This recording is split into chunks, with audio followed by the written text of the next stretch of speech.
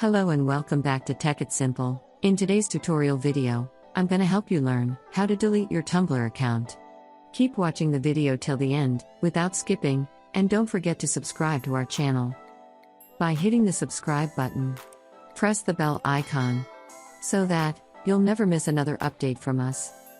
In order to delete your Tumblr account, go open a web browser first. Go to the search box at the top, and type in www.tumblr.com, and press the enter on the keyboard.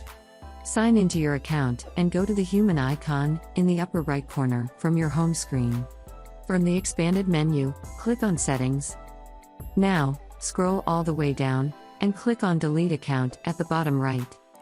You'll need to confirm that this account belongs to you, by entering your credentials and type in your email address in the first text field. Now, move on to the next field, and type in your password for your account. After you do that, click on Delete Everything, and with this, you've deleted your Tumblr account. In order to use Tumblr again, you'll need to sign up for a new account. That is how you can easily do it. I hope you found the video useful. If you did, go ahead and give it a thumbs up. Feel free to comment down below in the comment box if you have a question or feedback. I'll be back soon with more tutorial episodes again. Thank you for watching.